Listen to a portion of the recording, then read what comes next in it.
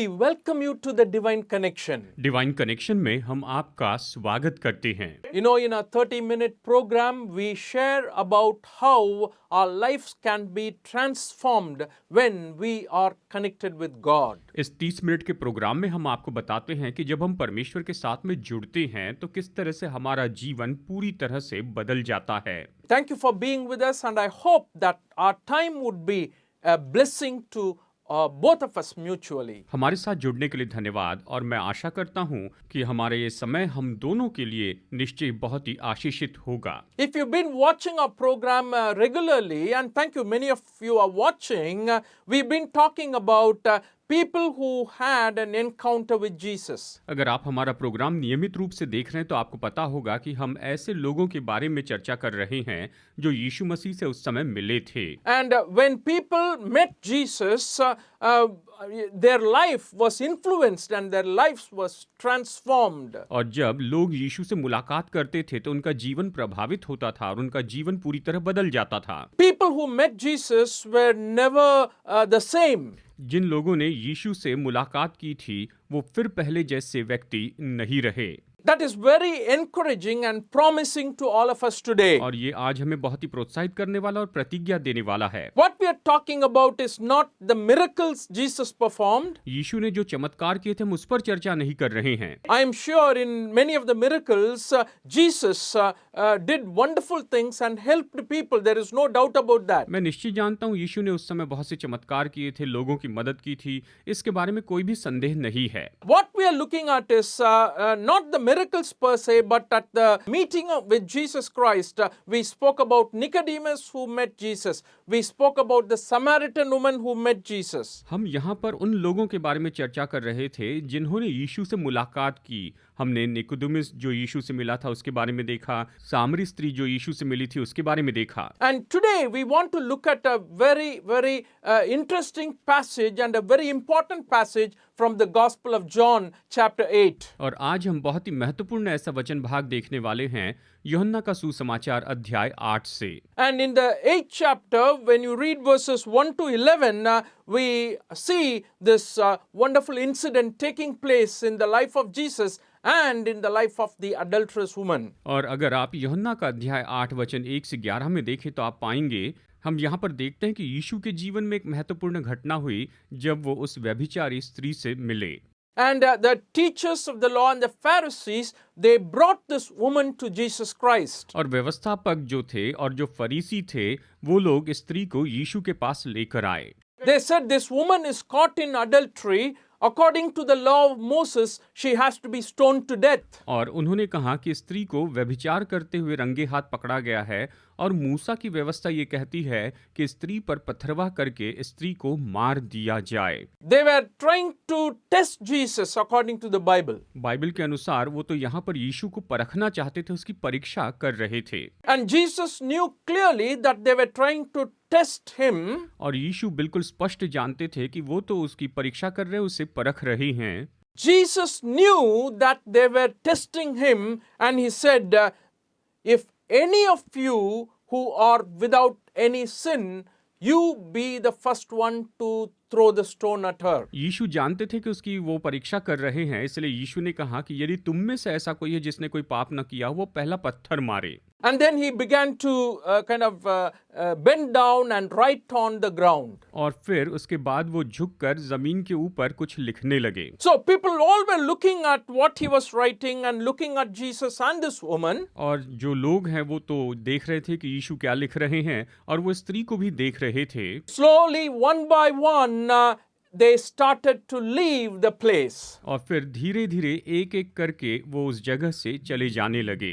And to the extent when everyone is gone, only Jesus and the woman were left behind. और ये तो इस हद तक हुआ कि जब सब लोग चले गए तो केवल यीशु और वो स्त्री वहां पर थे। At that time, Jesus looked at her and said, woman, nobody condemned you. और उस समय यीशु ने उसकी ओर देखकर कहा कि हे स्त्री, क्या तुझ पर किसी ने दोष नहीं लगाया? He says, even I am not condemning you. और फिर तब यीशु ने कहा कि यहाँ तक कि मैं भी तुझ पर दोष नहीं लगाता हूँ। go and sin no more. जा और फिर कभी पाप न करना। What a wonderful incident according to the woman who was caught in adultery. इस स्त्री के अनुसार अगर देखा जाए तो जो कि व्यभिचार में पकड़ी गई थी उसके लिए सच में कितनी महान घटना थी। It must have really changed her life after that. और इसके बाद में निश्चय इसने उसके पूरे जीवन को बदल दिया होगा। You know, when you look at this passage, I do understand a lot of things that God is trying to teach to us. इस वचन भाग से परमेश्वर हमें बहुत कुछ सिखाना चाहते हैं। You know, when we read the Bible, that is what it means to all of us. You know, when we understand these events and stories that are there in the Bible, it teaches us valuable lessons. अब जब हम Bible में इन सारी कहानियों को पढ़ते हैं तो हम इस बात को समझते हैं कि यह हमें बहुत से पाठ सिखाते हैं। And I want to share with you, first of all, that sin is a universal problem. और सबसे पहले मैं आपको ये बताना चाहता हूँ कि जो पाप है ये तो पूरे संसार की समस्या है, पूरे संसार की समस्या है। That is what Jesus was trying to arrive at in this place. यहाँ पर यीशु यही तो बताना चाहते थे।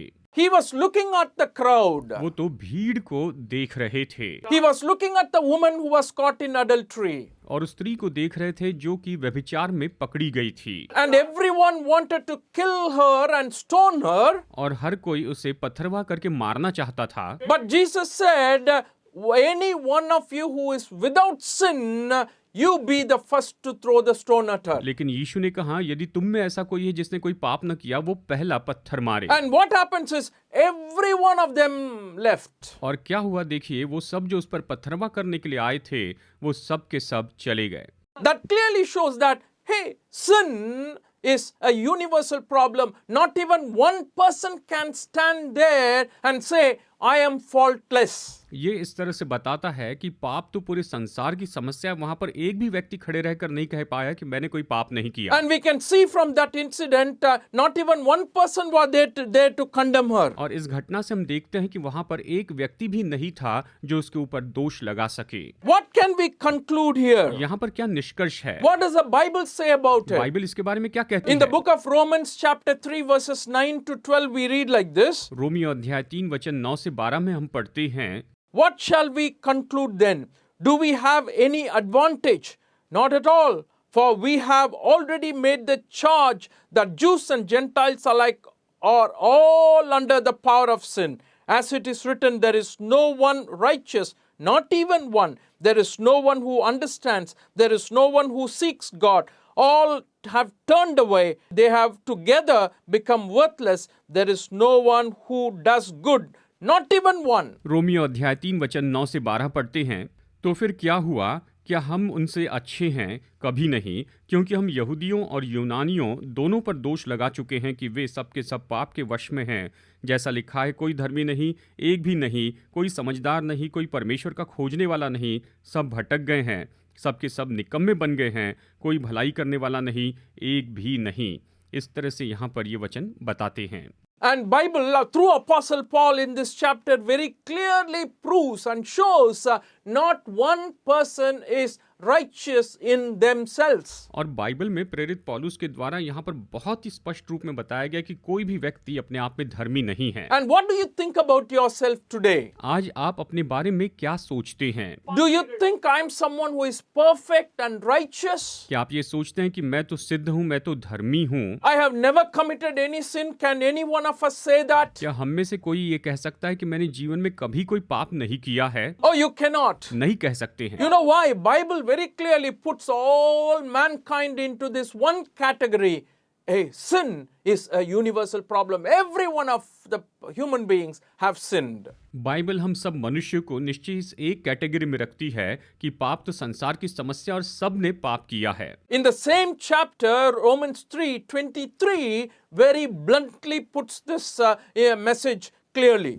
और इसी अध्याय में यानी रोमियो अध्याय 3 वचन 23 में इसके बारे में स्पष्ट कहा है, For all have sinned and fallen short of the glory of God. इसलिए कि सब ने पाप किया है और परमेश्वर की महिमा से रहित हैं। And that is the reality Jesus is trying to show to the people there. Hey, before you accuse others, you have to think about yourself. और यही तो वास्तविकता है जो यहाँ पर यीशु बता रहे हैं कि किसी के ऊपर दोष लगाने के पहले खुद के बारे में सोचो। There is no sin that is greater and smaller in the eyes of God. परमेश्वर की दृष्टि में कोई भी पाप छोटा या बड़ा नहीं है। Sin is sin according to God. परमेश्वर के अनुसार पाप तो पाप है। That's why all mankind fall under this very, very difficult category of, we are sinners before God. और इसीलिए सभी जो मनुष्य हैं वो तो परमेश्वर के सामने पापी हैं। It is definitely a problem of the world, universal problem. और ये तो पूरे संसार की समस्या है, पूरे संसार में पाप की समस्या है। And in that context, what Jesus is saying to them is,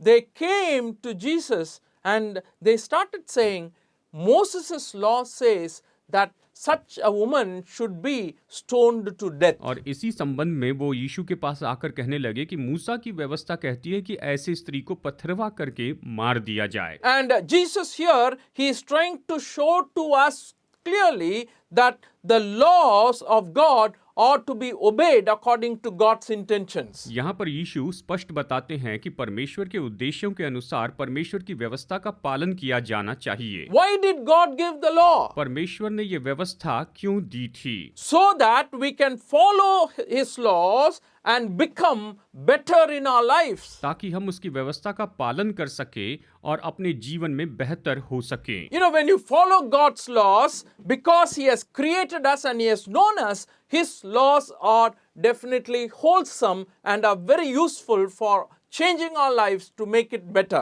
परमेश्वर ने ही हमारी सृष्टि की है और इसलिए उसकी जो व्यवस्था है वो तो परिपूर्ण है और वो बहुत ही महत्वपूर्ण है कि हमारे जीवन को बदल दे और बेहतर बनाए। So when God was dealing here in this section, that is Jesus was dealing in this section, He is starting with the sinners rather than sin. तो यहाँ पर यीशु जब इस वचन भाग में बोलने लगते हैं, पाप के बजाय वो यहाँ पर पापियों से बात कर रहे हैं। He is speaking to the accusers who were condemning her. वो तो यहाँ पर उन दोष लगाने वालों से बात कर रहे थे। The Pharisees and the teachers of the law, when they brought this woman to Jesus, they were not totally wrong. जब फरीसियों और व्यवस्थापकों ने यीशु के पास स्त्री को लाया तो वो पूरी तरह से गलत नहीं थे। If the law is violated, then their punishment has to happen. अगर व्यवस्था तोड़ दी गई है तो निश्चय उसके लिए दंड तो दिया जाना चाहिए। Jesus was not ignoring the law in this passage. इस वचन भाग में यहाँ पर यीशु व्यवस्था को अनदेखा नहीं कर रहे हैं। But what the Bible very clearly says is the woman who was caught in adultery, when Bible talks about this sin, this grave sin, it is evil in the eyes of God. यहाँ पर यीशु यही बता रहे हैं, ये स्त्री जो व्यभिचार करते हुए पकड़ी गई थी, ये तो निश्चय परमेश्वर की दृष्टि में बहुत बड़ा पाप है। ये परमेश्वर की दृष्टि में पाप ही है। When you look at the Old Testament, you clearly see and understand how these sins are looked upon by God. अगर आप पुराने नियम में देखें तो समझ पाएंगे कि इन पापों को परमेश्वर किस तरह से देखते थे। And as we try to understand this passage further, it is time that we have a very short break for music. हम इस वचन भाग को आगे भी देखते रहेंगे, लेकिन आइए अभी इस समय संगीत का एक छोटा ब्रेक लेते हैं। As we take the break for music, I want you to think about how gracious and compassionate our God is, which we will be looking at soon. और इस ब्रेक के दौरान मैं चाहता हूं कि आप इस बात पर सोचें, इस बात पर मनन करें कि परमेश्वर कितने करुणामय हैं और दयालु हैं, जिसे हम जल्दी ही देखेंगे। First of all, He showed and He proved to us that we are sinners and all of us have fallen short of the glory of God. We need help. सबसे पहले उसने हमें ये बताया कि हम सब पापी हैं और हम परमेश्वर की महिमा से रहित हो गए हैं और यहाँ पर निश्चय हमें मदद की जरूरत है। So we were saying that Jesus was not justifying her sin. देखिए, हम ये कह रहे हैं कि यीशु उसके पाप को सही नहीं ठहरा रहे हैं। Jesus was not looking at the law as an ordinary thing and not giving the value to it. ऐसा नहीं कि यीशु व्यवस्था को साधारण रूप में देखकर उसे महत्व नहीं दे रहे थे। And Jesus was actually very serious about what God said. परमेश्वर ने क्या कहा है इस बात के बारे में यीशु तो सच में बहुत ही गंभीर थे। When you look at the Bible in the book of Leviticus chapter 20 verse 10, we read like this. लेवी व्यवस्था अध्याय 20 वचन 10 में हम पढ़ते हैं, If a man commits adultery with another man's wife, with the wife of his neighbor, both the adulterer and the adulteress ought to be put to death. फिर यदि कोई पराई स्त्री के साथ व्यभिचार करे तो जिसने किसी दूसरे की स्त्री के साथ व्यभिचार किया हो तो वो व्यभिचारी और वो व्यभिचारिणी दोनों निश्चय मार डाले जाएं। That is God's law. ये तो परमेश्वर की व्यवस्था है। So when the Pharisees and the teachers of the law brought this woman, they were basically quoting, this is what the law says, the God's word says. और जब फरीसी और व्यवस्थापक उस स्त्री को यीशु के पास में लाए तो वो यही कह रहे थे कि व्यवस्था यही तो कहती है। The very similar thing is also mentioned in the book of Deuteronomy 22 verse 23 to 24. व्यवस्था विवरण अध्याय 22 वचन 23 और 24 में बिल्कुल इसी तरह की घटना यहाँ पर बताई गई है। It says, if a man happens to meet in a town a virgin pledged to be married, and he sleeps with her, you shall take both of them to the gate of that town and stone them to death. The young woman because she was in a town and did not scream for help, and the man because he violated another man's wife. You must purge evil from among you. यदि किसी कुंवारी कन्या के विवाह की बात लगी हो और कोई दूसरा पुरुष उसे नगर में पाकर उससे कुकर्म करे तो तुम उन दोनों को उस नगर के फाटक के बाहर ले जाकर उन पर पत्थरवा करके मार डालना। उस कन्या को तो इसलिए कि वो नगर में रहते हुए भी नहीं चिल्लाई, और उस पुरुष को इस कारण कि उसने अपने पड़ोसी की स्त्री का शील भंग किया है। इस प्रकार तो अपने मध्य में से ऐसी बुराई को दूर करना। इस तरह से यहाँ पर ये वचन बताते हैं। So God definitely looks at what this woman did as something evil. तो निश्चय परमेश्वर इस तरह से देखते हैं कि स्त्री ने जो कुछ भी किया है ये तो निश्चय ही बुरा था। But at the same time, you see in this passage, he was trying to show mercy. लेकिन इसी के साथ साथ में आप इस वचन भाग में देखते हैं कि वो तो दया दिखाने की कोशिश कर रहे हैं। So what we are trying to mention in this point is that the laws of God are there. Yet at the same time, Jesus always applied the laws of God according to the context and the situation of people they were in. तो यहाँ पर हम यही कह रहे हैं कि परमेश्वर की व्यवस्था है और यीशु हमेशा उन व्यवस्थाओं का उपयोग करते हैं वहाँ जो लोग हैं उन्हीं के अनुसार। Time and time again in the life of Jesus Christ, he clearly brought out that the laws of God are made for the people. बार बार यीशु ने इसी बात के बारे में यहाँ पर बताया कि परमेश्वर की व्यवस्था तो लोगों के लिए बनी है। It is not the vice versa. No, people are not made for the law. यानी ये उल्टा नहीं कि लोग व्यवस्था के लिए बने हो। God made the laws for the people. परमेश्वर ने लोगों के लिए व्यवस्था बनाई है। Even when he was talking about Sabbath, he says he is the Lord of Sabbath. When he healed the man who was a paralytic, and it is very clearly told he is the Lord of Sabbath. यहाँ तक कि सब्त के दिन के बारे में उसने कहा कि वो तो सब्त के प्रभु है। जब यीशु ने सब्त के दिन उस लकवे के रोगी को चंगाई दी थी उसने कहा कि मैं सब्त का प्रभु हूँ। In the Gospel of Mark 2nd chapter verses 27 to 28 we read like this. मरकुस अध्याय 2 वचन 27-28 में हम पढ़ते The हैं Son of Man is the Lord of the Sabbath. कि मनुष्य का पुत्र तो सब्त का प्रभु है। So the Sabbath is a law that God gave to the people.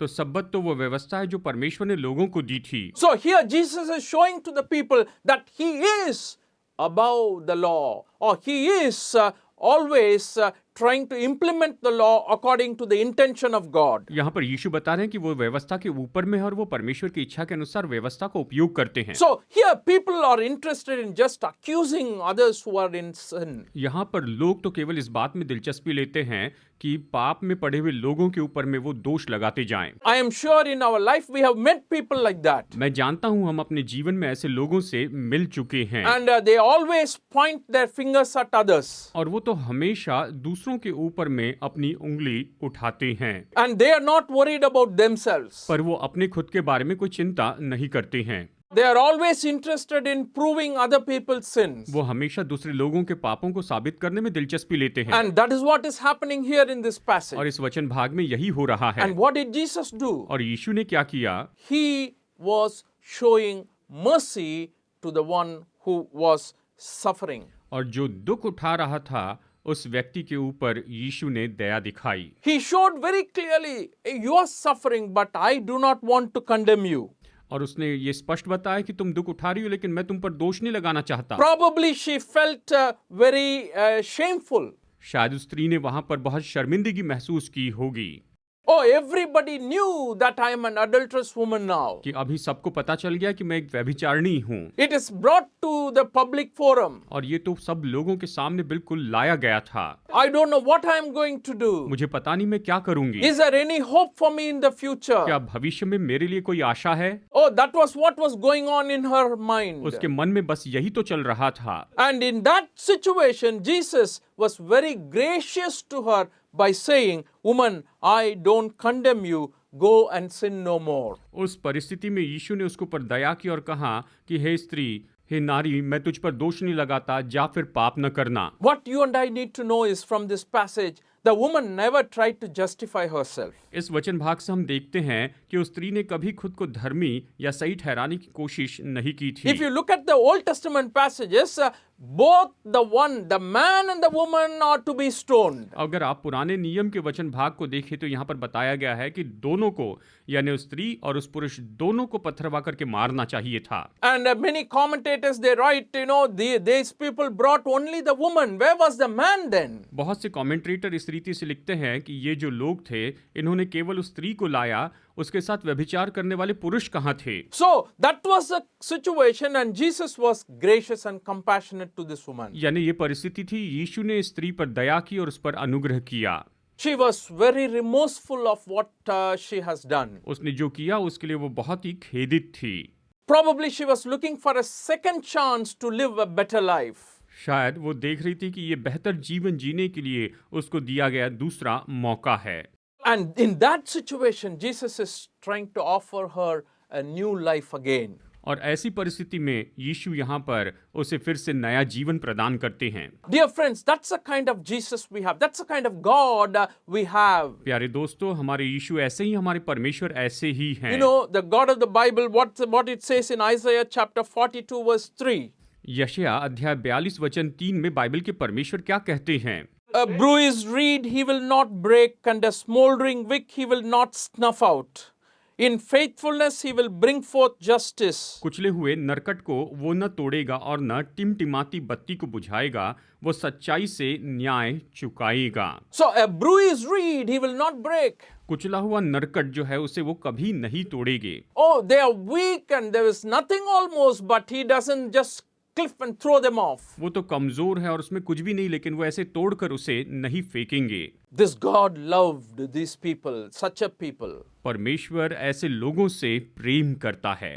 Jesus gives an opportunity to repent. यीशु उसे मौका देते हैं कि वो पश्चाताप करें। And interestingly, I want you to note this word he mentioned, or the sentence he mentioned, go and sin no more. इस बात पर आप गौर कीजिए कि उसने कहा कि जा और फिर पाप न करना। Condemnation is deserved, condemnation is possible, but Jesus shows wonderful deliverance that he can give to this woman. यहाँ पर जो है वो दंड आज्ञा तो वहाँ पर रखी गई थी, वो संभव थी, पर यीशु ने स्त्री को अद्भुत छुटकारा दिया। Neither do I condemn you. उसने कहा मैं भी तुम पर दोष नहीं लगाऊंगा। My dear friends, we have a God who looks at us very compassionately and mercifully, understanding our problem, and he is always ready and willing to help us. हमारे परमेश्वर हमारी और बड़ी दया से, बड़ी करुणा से देखते हैं, हमारी समस्या को समझकर हमारी मदद करना चाहते हैं। In the book of Romans chapter 8 verse 1 and 2 we read like this. Romeo अध्याय 8 वचन 1 और 2 में हम पढ़ते हैं, Therefore there is now no condemnation for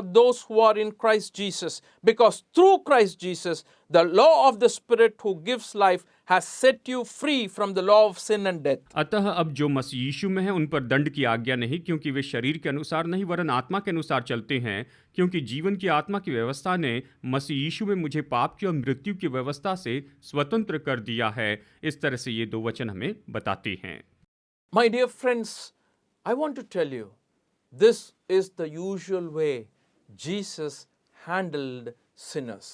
मेरे प्यारे दोस्तों, मैं आपको बताना चाहता हूँ, यीशु इसी तरह से पापियों से व्यवहार करते हैं। This is not the only time he dealt this way. और ये एकमात्र समय नहीं जहाँ पर यीशु ने इस तरह से व्यवहार किया है। To many people he has shown mercy and compassion so that by warning them, do not sin anymore. और बहुत से लोगों पर उसने दया की, उसने करुणा की, और वो नहीं चाहते थे कि वो फिर कभी पाप करें। Are you struggling in sin? क्या आप पाप की उलझन में पड़े हुए हैं? Are you not able to give up habits and trying to overcome that? क्या आप बुरी आदतों को छोड़कर उनके ऊपर में विजय प्राप्त नहीं कर पा रहे हैं? My dear friends, this Jesus, if you ask him, if you call on him, he is there to help you. मेरे प्यारे दोस्तों, इस यीशु को अगर आप कहें, अगर आप उससे मदद मांगे तो वो आपकी मदद करेंगे। If you're looking for someone to guide you, yes, definitely give it a try to Jesus. अगर आप किसी से मार्गदर्शन पाना चाहते हैं तो निश्चय ही एक बार यीशु की कोशिश कीजिए। Even now you can ask him for help, अभी आप उससे मदद मांग सकते but हैं, you have to believe that he can.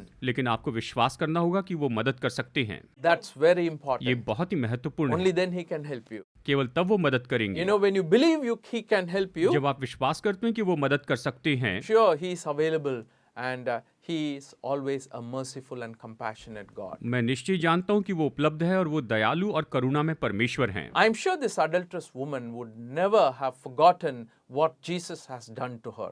मैं ये निश्चय जानता हूँ कि ये व्यभिचारिणी स्त्री कभी नहीं भूली होगी कि यीशु ने उसके लिए क्या किया है। When everyone were against her, जब सब लोग उसके विरुद्ध में थे, Jesus stood by her. यीशु उसके साथ में खड़े रहे, But he said, don't sin anymore. लेकिन उसने कहा फिर पाप न करना। Friends, that's the kind of life Jesus wants from you. Are you someone who is struggling? Give it up and follow Jesus. प्यारे दोस्तों, अगर आप किसी ऐसी मुश्किल में पड़े हैं या बुरी आदतों में हैं तो उन्हें छोड़ दें। ऐसी सारी गलत आदतों को आप छोड़ दें और यीशु के पीछे चलने लगे। आप यीशु के पीछे चलें। May God bless you today. परमेश्वर आज आपको बहुतायत से आशीष दे।